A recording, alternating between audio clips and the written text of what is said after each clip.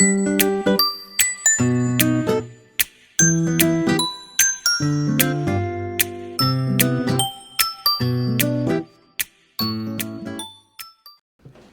성경 말씀은 시편 147편 1절부터 7절까지입니다. 할렐루야. 우리 하나님을 찬양하는 일이 선함이여 찬송하는 일이 아름답고 마땅하도다. 여호와께서 예루살렘을 세우시며 이스라엘에 흩어진 자들을 모으시며 상심한 자들을 고치시며 그들의 상처를 싸매시는도다. 그가 별들의 수요를 세시고 그것들을 다 이름대로 부르시는도다. 우리 주는 위대하시며 능력이 많으시며 그의 지혜가 무궁하시도다. 여호와께서 겸손한 자들은 붙드시고 악인들은 땅에 엎드려뜨리시는도다. 감사함으로 여호와께 노래하며 수금으로 하나님께 찬양할지어다. 아멘. 오늘 우리가 함께 하나님의 말씀을 읽고 또 들으면서 오늘 분명한 하나님의 음성을 듣게 되는, 여러분에게 하나님의 음성이 들려지게 되는 귀한 은혜가 있기를 간절히 축복합니다. 오늘 먼저 우리는 시편 147편을 읽었습니다. 시편 말씀 여러분 잘 아십니까? 이 시편은 우리가 잘 알듯이 시편에는 다양한 시가 있습니다. 사람도 다양한 사람들이 썼고요. 150편이 되는 시편이 있습니다만 어쩜 그리도 다 다른지 모릅니다. 탄식하는 시도 있고 감사하는 시도 있고 또 지혜 시도 있고 그리고 오늘처럼 이렇게 찬양하는 시도 있고 그렇습니다. 시편 우리가 잘 아는 시편은 시편 23편이죠. 그죠? 여호와는 나의 목자시니 내게 부족함이 없으리로다. 이렇게 시작되는 지난 주간에 안산 남지방에 연합성회가 있었는데 강사로 오신 우리 경기원의 박장규 감독님이 이 시편 23편을 가지고 강해를 하셨어요. 오늘 147편 바벨론 포로 후기에 쓰여졌다고 그렇게 알려져 있습니다. 익명의 시인이 바벨론 포로 후기. 자, 바벨론 포로 후기라면 언제냐 하면 여러분 이제 여러분들이 역사를 좀 아시면 이게 조금 쉬워집니다.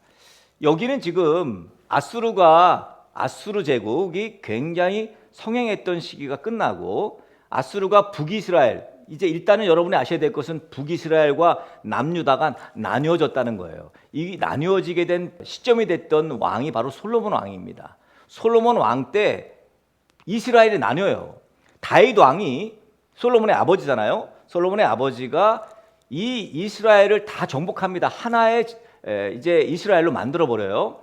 그래서 솔로몬이 왕이 돼서 아버지를 이어서 성전을 크게 짓습니다. 그렇게 해서 태평성대를 이루어야 되는데 솔로몬이 아주 잘못한 거, 솔로몬이 다 잘했는데 잘못한 것 중에 하나가 뭐냐면 이방 여인을 아내로 맞이했다는 거예요. 여러분, 뭐 그게 무슨 상관입니까? 뭐 무슨 문제가 있습니까? 지금은 아무런 문제가 없을 수 있습니다. 그런데 그때는 하나님의 명령이었어요. 그런데 이 솔로몬이 왜 이방 여인을 취했는가? 지금 사람들은 다 이해할걸요? 그거 정치적으로 다 그렇게 할 수밖에 없어요. 이해가 됩니다. 지금은. 정치적으로 이 솔로몬 왕은 다른 이방 나라들을 전부 이렇게 수용한 거예요. 그러려니 이제 그 나라의 공주랑 결혼해야 되고 저 나라의 공주랑도 결혼해야 되고 이 나라의 공주랑도 결혼해야 되고 이렇게 다양한 이방 나라의 이 여인들과 결혼을 합니다. 그런데 여러분, 이방 나라의 여인들과 결혼하는 거 좋아요. 좋은데 하나님이 왜 하지 말랐냐 하면 하나님이 제일 싫어하는 게 뭐예요? 우상을 숭배하는 거예요. 이방 여인이 오면서 이방 여인들은 하나님을 섬기는 사람들이 아니잖아요. 근데 이 여인들이 오면서 자기들이 믿는 신을 가지고 옵니다. 신을 데리고 와요. 하나님이 아닌 다른 신들을 데려옵니다. 우상들을 데리고 와요. 그리고 우상을 섬겨요. 여러분, 왕비가 우상을 섬긴다면 그러면 신하들, 노비들 뭐 다 섬기겠죠. 그렇게 해서 이스라엘이 느닷없이 하나님만 섬기던 이스라엘이 갑자기 우상도 섬기게 된 거예요. 그러면서 여로보암, 르호보암이 나라를 분리시킵니다. 그래서 북이스라엘과 남유다로 나뉜 거예요. 여러분, 북이스라엘은 그렇게 승승장구했어요. 북이스라엘은 느닷없이 우상을 섬기던 나라가 돼버린 거예요. 물론 대외적으로는 이스라엘이 북이스라엘이니까 하나님 섬기는 민족이에요. 그런데 그 안에 우상을 섬기게 됩니다. 그래서 여러분이 아는 유명한 왕, 바로 아합 왕이 북이스라엘의 유명한 왕이에요. 북이스라엘의 왕인 아합 왕 역시 마찬가지예요. 아내를 이방 여인을 얻으니 이방 여인이 섬기는 신을 섬기게 된 거예요. 철미하게 섬깁니다. 더더군다나. 그리고 하나님을 섬기던 사람들을 다 죽입니다. 그 유명한 게 바로 엘리야와의 그 영적 싸움이죠. 자, 근데 북이스라엘은 하나님께서 멸망시키십니다. 그 당시에 신흥 세력이었던 아수르를 통해서 멸망을 시키고, 그리고 남유다만 남은 거예요. 남유다는 그래도 하나님만 섬기던 그런 왕들이 주로 있었어요. 다행히 다윗의 길로 가는 왕들. 물론 몇몇 왕은 또 그렇지 못했어요. 자, 근데 중요한 거는 뭐예요? 남유다 역시 결국은 하나님이 아닌 우상을 섬기는 나라가 돼버리죠. 하나님이 가만히 두실 리가 없습니다. 아수르를 바벨론이 점령합니다. 아수르를 점령하다 보니 남유다만 남았어요. 남유다 역시 이제 바벨론이 점령을 해요. 그래서 남유다에 있던 많은 사람들을 포로로 데려갑니다. 우리가 잘 아는 다니엘 같은 경우가 바로 포로로 잡혀간 사람 중에 한 사람이죠. 자, 지금 이런 상황에 포로로 잡혀가서 이제 막 70년, 80년 막 이렇게 되었던 상황에서 지금 이 시편이 쓰여져 있습니다. 자, 뭐라 그래요? 여기서 바벨론 포로 생활로 지금 흩어져 있던, 자, 포로로 잡혀간 사람도 있고 바벨론이 잡아간 사람도 있고, 그 다음에 그 팔레스타인에 그냥 남아있는 사람도 있고, 그리고 도망간 사람들, 어디로? 애굽으로 도망간 사람들, 이집트로 도망간 사람들도 있고, 다 뿔뿔이 흩어진 거예요. 이스라엘 사람들이, 남유다 사람들이. 그런데 오늘 말씀 보니까 흩어져 있는 디아스포라, 이스라엘에 흩어진 자들을 모으시겠다, 그렇게 말씀하죠. 그래서 지금 이 147편은 여기저기 흩어져 있는 디아스포라, 즉 이스라엘에 흩어진 자들을 향해 쓴 공동체적 감사 찬양시다, 이렇게 이야기합니다. 이거는 지금과 똑같습니다. 지금도 흩어져 있는 많은 사람들, 여기서 흩어진 사람들은 어떤 사람들입니까? 아직도 하나님을 찾지 않는 사람들, 믿음이 없는 사람들을 흩어진 사람이라고 하겠죠. 그 흩어진 사람들을 모시겠다는 거예요, 하나님께서. 저는 이 시편 147편에서 하나님의 사랑을 봅니다. 그리고 오늘날 교회의 사명 또한 발견할 수 있습니다. 자, 오늘 말씀에서 첫 번째로 할렐루야 이렇게 시작합니다. 우리 하나님을 찬양하는 일이 선함이요, 찬송하는 일이 아름답고 마땅하도다. 하나님을 찬양하는 삶이 얼마나 값진 신앙인지를 오늘 먼저 보여주고 있습니다. 그도 그럴 것이, 여러분, 올바르고 정상적인 신앙인의 척도가 뭔지 아십니까? 바로 하나님을 찬양하는 사람인가 아닌가를 보는 거예요. 하나님을 찬양한다는 의미가 뭡니까? 우리가 이제 찬양이라는 표현을 영어로 쓰면 praise라고 할 수 있는데, praise는 이건 사실은 이런 말이에요. 높인다, 이런 뜻이에요. 내가 상대방을 높이려면 뭐가 전제되어야 됩니까? 내가 낮아져야 돼요. 내가 하나님을 높여드린다, 하나님을 존경한다, 이런 뜻이거든요. 프레이즈가 존경합니다, 이런 뜻은 일단 나를 낮추는 거예요. 이게 전제되어야 합니다. 찬양하는 대상자를 높이는 것이기 때문에 하나님에 대한 경외심과 또는 존경심이 없으면 찬양은 될 수가 없어요. 노래는 되겠지. 주의 은혜라, 주의 은혜라, 노래는 될 텐데 찬양은 될 수 없어요. 정말 주님의 은혜라고 노래하는 그 찬양은 될 수가 없어요. 높이지 않으면 안 되는 거거든요. 오늘 본문 1절에 찬양하는 일, 찬송하는 일이 선하고 아름답고 마땅하다고 이 시편 기자가 말합니다. 여러분, 이유는 뭐예요? 찬양은 기본적으로 감사를 내포하고 있어요. 감사라는 거를 깔고 있어요, 찬양이라는 것이. 제가 그래도 찬양하는 목사 아닙니까? 찬양을 참 좋아하는 목사입니다. 근데 저는 하나님의 사랑과 그 은혜를 찬양으로 표현하는 것이지 그러니까 그게 제일 빠르더라고요. 찬양하는 것이 하나님께 감사 표현하는 것에 제일 빠르더라고요. 제일 좋아요. 그리고 제가 예수를 믿으면서 터득한 처세예요. 가장 좋은 무슨 도구? 바로 그것이 찬양입니다. 제가 만약에 물질을 많이 가졌으면요, 저는 아마 물질로 찬양했을 거예요. 물질로 감사했을 거예요. 물질이 많았으면. 가진 것이라고는 목소리, 이게 대표적이죠. 그러니 목소리로 감사하면서 찬양하는 거예요. 혹시 여러분 중에 물질이 많으시거든 물질로 감사하세요. 뭐 저처럼 물질이 많지 않으시다면 찬양으로 감사하셔도 됩니다. 재능으로도 감사하죠. 영혼을 살리고 하나님이 가장 기뻐하시는 일들이죠. 뭐 흔히 말하는 전도하는 것으로 감사한다든지. 근데 만약 찬양하기를 싫어한다. 이거 어떤 상태일까요? 예수 믿는 사람이 찬양하기를 싫어한다. 비정상이라고 할 수 있습니다. 정상은 아니에요. 우리가 하나님을 찬양하는 일이 마땅하다고 오늘 시편 기자가 말합니다. 맞습니다. 마땅합니다. 당연합니다. 얼마나 감사한지 모릅니다. 그러니까 우리는 매일 하나님을 찬양해야 돼요. 매일. 찬양의 실제적인 이유를 한번 살펴봅시다. 지난주 우리가 보았던 감사의 이유와 동일합니다. 결국은 우리를 구원해 주신 하나님의 사랑 때문에 근본으로 가자면 하나님을 찬양하는 구체적인 이유는 우리가 하나님께 감사하는 이유와 동일하다는 거예요. 자, 오늘 2절에 보십시오. 오늘 본문 2절에 보니까 하나님께서 무너진 예루살렘을 세우신다 그랬어요. 바벨론 침략으로 이스라엘, 그러니까 여기서 남유다겠죠? 멸망해요. 바벨론의 포로로 잡혀가고 애굽으로 도망가고 여기 지금 팔레스타인 남아있고 또는 뭐 이렇게 무너진 예루살렘에 남겨진 사람들 여기저기 다 흩어져 버렸어요. 이젠 정말 이스라엘의 소망이 끊어진 것 같습니다. 그렇죠. 아니 멸망했는데 뭐 다 잡혀갔어요. 뿔뿔이 터져서 간신히 목숨만 부지하고 살고 있는 거예요.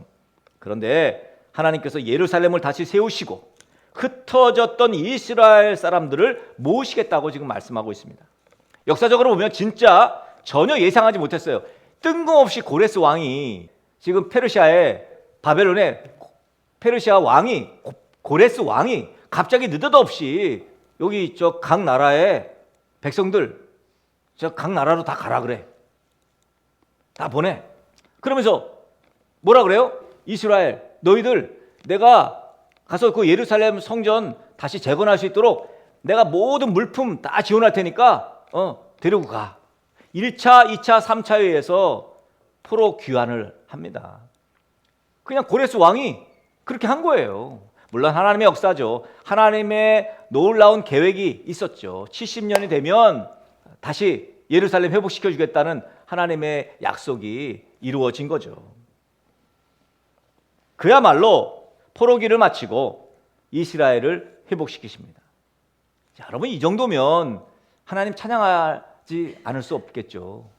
아마도 다 기대 없이 아이고 이렇게 그냥 여기에서 포로로 살아야 되는구나, 노예로 살아야 되는구나, 어쩌면 좋아. 이미 페르시아 사람과 결혼했던 사람도 있을 수 있고 거기 문화에 휩쓸린 사람도 있을 수 있고 실제로 그랬어요. 에스라 대학자가 이들을 데리고 이제 들어왔는데 전혀 다른 거 옛날에 하나님만 섬기던 이스라엘 백성들이 아니었다는 거예요. 문화가. 에스라가 되게 힘들었어요. 자, 하나님을 찬양할 만한 지금 상황이에요. 느닷없이 페르시아 왕이 돌아가라고 말이지. 포로들을 풀어줍니다. 1, 2, 3차에. 게다가 오늘 본문 3절에 보니까 상심한 자들을 고치시며 그들의 상처를 싸매시는도다. 하나님은 우리의 슬픔도 아시고 우리의 고통도 아시고 상처도 아십니다.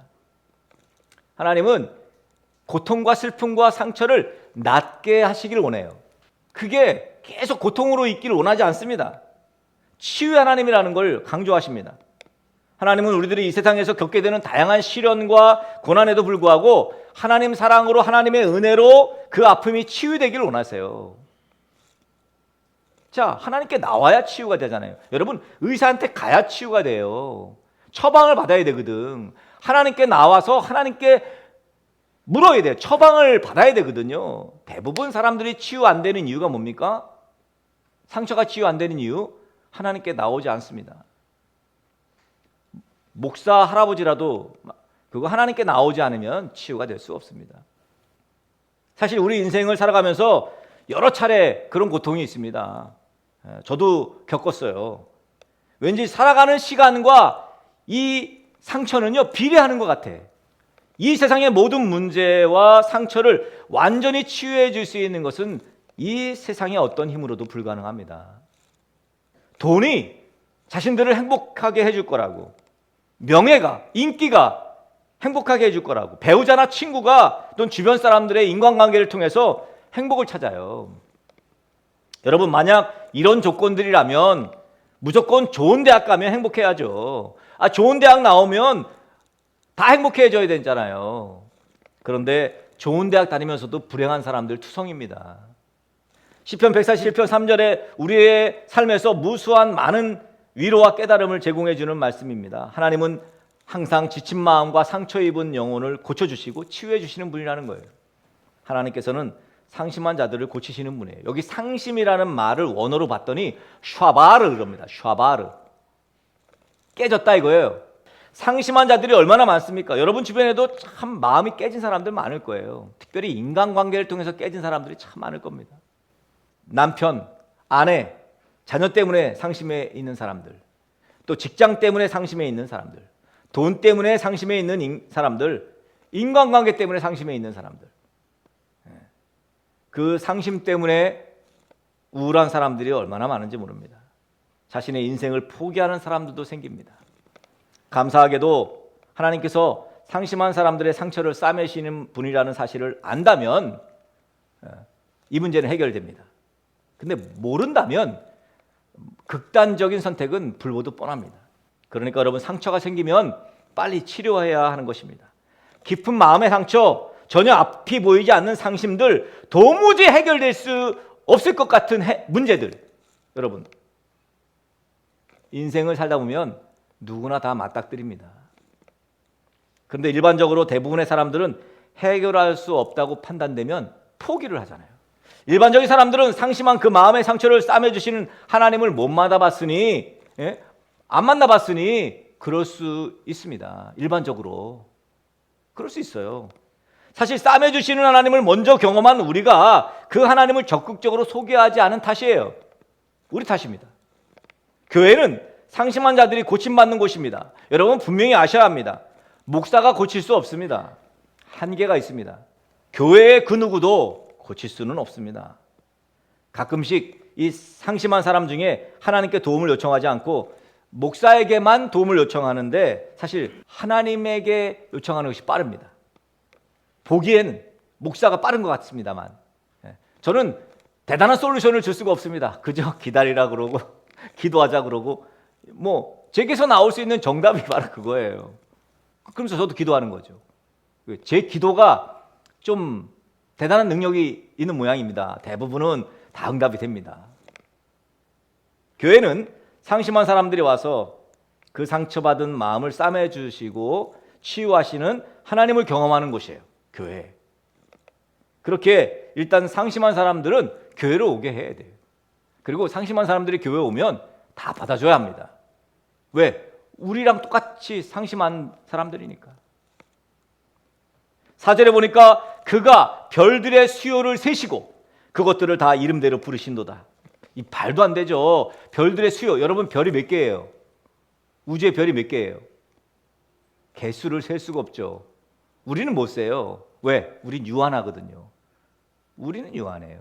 우리가 짓지 않았어, 별을. 우리가 만들지 않았거든. 근데 만드신 분이시여 하나님은 여기서 지금 왜 별들의 수요를 세시는 하나님, 게다가 그것들이 다 이름대로 부르시는 하나님, 우리는 겨우 수금지와 목도 천어명만 알고 있는데 하나님이 다 이름을 다 부르신다는 거예요. 뭘 말씀하고 싶은 거예요? 하나님이 창조주시라는 거예요. 하나님이 전능하시다는 거예요. 왜 그런데 너희는 내게 와서 너희의 상심한 마음을 치유받지 않느냐는 거지. 지금 전능하신 분한테 나오라는 거예요. 위대하시고 5절에 위대하시고 능력이 많으시고 그 지혜가 무궁하다. 하나님을 지금 계속 피력하고 있는 거예요. 하나님 어떤 분인지를. 여러분 어떻게 찬양하지 않을 수 있습니까? 그래서 7절에 뭐라 그래요? 하나님께 감사함으로 노래하고 수금으로 찬양하라.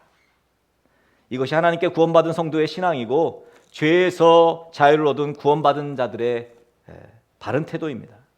하나님은 예루살렘을 다시 세우시고 흩어진 백성들을 모으시고 상한 자를 고치시고 상처를 싸매주시고 다시 이름 부르시고 겸손한 자들을 붙드시고 악인을 엎드러뜨리시는 하나님이십니다. 그러므로 하나님은 우리에게 원하는 게 있어요. 믿음으로 하나님의 사랑을 노래하라는 겁니다. 하나님의 은혜를 찬양하라는 것입니다. 감사로 말해요. 사랑을 노래하라 등대교회요. 그러고 싶습니다. 하나님께서는 우리 여기 등대교회를 세우셨습니다. 흩어진 자들, 즉 예수님을 믿지 않던 우리들을 불러서 여기까지 지금 있게 하셨습니다. 어떤 분은 50년 전에, 20년 전에, 10년 전에, 그죠? 흩어졌잖아요. 우리가 다 여기 불러 모으신 거예요. 교회가 세워지고 흩어진 자들을 모으면 교회의 사명을 감당하는 거죠. 물론 흩어져 있는 예수님 믿지 않는 사람들을 모으기가 정말 힘듭니다. 여러분도 느끼시잖아요. 전도하기가 얼마나 어렵습니까? 근데 여러분 우리가 할 일만 하면 됩니다. 교회가 할 일만 하면 되는 거예요. 모으시는 분은 누구예요? 하나님이셔요. 하나님이 모으는 거예요. 우리는 할 일만 하면 됩니다. 어떤 일일까요? 우리가 정말 전도해야 될 사람에게 신뢰를 얻어야죠. 야 병훈아, 야 너 네가 믿는 예수님 나 믿고 싶은데 니네 교회 나 가고 싶다. 늘 말씀드립니다만 이 이야기를 안 들으시면 회개하셔야 됩니다. 나도 너처럼 교회 다니고 싶은데 나 어떻게 하면 되니? 뭐 이렇게 묻도록 그 물을 수밖에 없게 만드셔야 돼요, 여러분들이. 그게 가장 빠른 전도 방법이라고 생각합니다. 그래서 초대교회가 어떻게 했어요? 칭찬을 받았어요. 칭찬을 받고 나니까 믿는 이의 수가 날마다 더해간 거죠. 여러분 감사함으로 하나님을 찬양해야 합니다. 하나님의 사랑을 노래해야 합니다. 우리는 우리의 일을 하면 됩니다. 흩어진 이들을 모으시고 상한 자들을 고치시고 싸매시고 다시 부르시고 다시 붙드시고 악한 자들을 엎드리는 분은 우리가 찬양하는 하나님이십니다. 우리가 열심으로 하나님의 은혜를 감사하며 그 감사를 기반으로 열심히 찬양하는 삶을 살아가야 합니다. 여러분 찬양하는 삶의 대표적인 케이스가 뭐예요? 예배예요. 예배. 오늘 우리가 함께 예배하는 예배. 예배의 삶이 바로 찬양의 삶의 대표적인 케이스예요. 그러니까 예배를 소홀히 여기시면 안 돼요. 예배가 얼마나 중요한지 아십니까? 예배를 통해서 말씀을 듣잖아요. 말씀을 들어야 믿음이 생깁니다. 그래서 예배를 통해서 모든 것이 이루어집니다. 하나님은 그래서 예배라는 시스템을 만드신 거예요. 결국 우리를 위해서 만드신 거예요. 하나님은 높임을 받으셔서 좋겠지만 결국은 우리에게 복되기 위해서 이 예배를 만드신 거죠. 부디 우리 등대교회를 통해서 하나님 찬양 받으시고 영광 받으시기를 기대합니다. 분명히 흩어진 잃어버린 영혼들을 향한 하나님의 놀라운 계획을 드러내실 것입니다. 따라해 볼까요? 할렐루야.